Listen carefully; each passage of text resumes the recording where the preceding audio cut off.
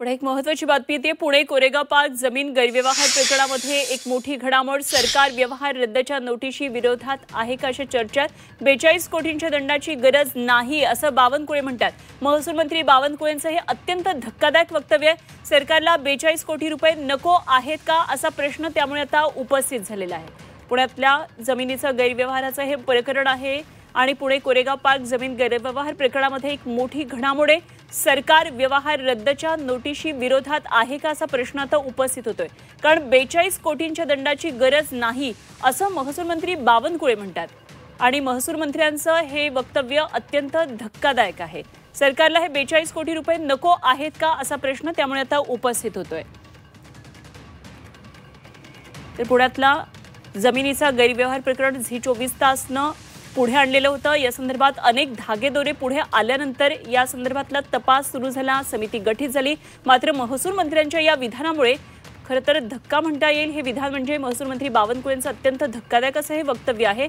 42 कोटींच्या दंडाची गरज नाही असं बावनकुळे म्हणतात। यामागे नेमकं कारण काय आहे या संदर्भात लवकरच स्पष्टता येईल। सरकारला 42 कोटी रुपये नको आहेत का असा प्रश्न आता उपस्थित होतोय।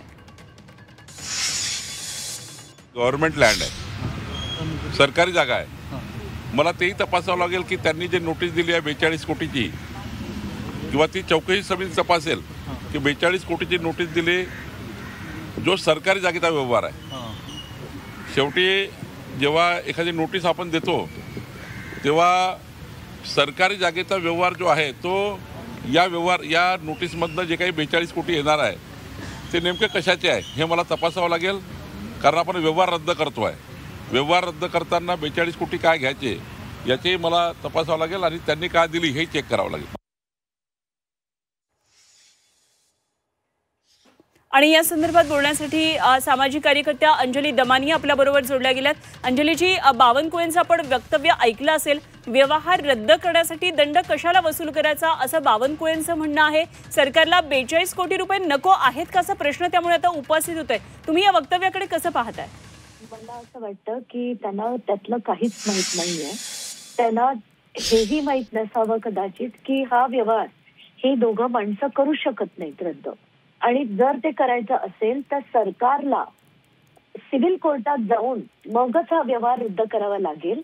आणि ते करताना कुठलीही म्हणजे जसं ते म्हणाले ते एक योग्य आहे की 42 कोटी न घेता हा व्यवहार वॉइड ज्याला आपण म्हणतो तो वॉइड ठरवायला लागेल आणि ती जमीन जी आहे ती परत सरकार जमा झाली पाहिजे। त्याच्यात कदाचित त्यांना अर्थनीट ते काय बोलायचं होतं ते काही वेगळं बोलले का हा प्रश्न पडतोय। पण खरं तर ही अग्रीमेंट वॉइड करण्यासाठी सरकारला सिव्हिल कोर्टात जावं लागेल हे कदाचित त्यांना म्हणायचं असेल, पण ते त्यांनी बहुतांश म्हणजे मला तरी वाटतं की चूक केली असेल बोलताना। मे बी त्यांना वेगळा अर्थ द्यायचा असेल, पण झालं तर जे बोलले ते बोलले। पण मला असं वाटतं की आत्ताच्या घटनेला कोर्टात जाणं हा एकमेव मार्ग आहे। अगदी हा जमिनीचा व्यवहार रद्द करण्यासाठी सरकारनं सिव्हिल कोर्टामध्ये जावं असं आपण सकाळी पण सांगितलं होतं पत्रकार परिषदेमध्ये।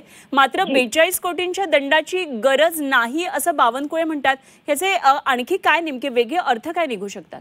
नाही, खरं कसं असतं की याच्यात दंड हा कोणाला लागला असता, समजा जर त्या दोघांनी म्युच्युअल कन्सेंटनी केलं असतं आणि त्याच्यापैकी एकाला त्यांनी काही इव्हेजन केलं असतं, ज्याला आपण स्टॅम्प ड्युटी इव्हेजन म्हणतो, तसं जर काही केलं असतं तर त्यांना दंड लागला असता।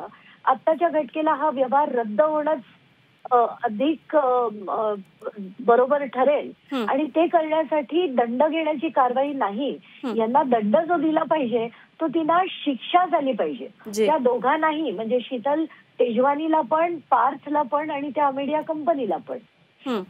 ठीक, मुद्दा लक्षात आला, धन्यवाद। आपण बोललात झी 24 तासकडे प्रतिक्रिया दिली। अंजली दमानिया सामाजिक कार्यकर्ते आपल्या बरोबर होत्या।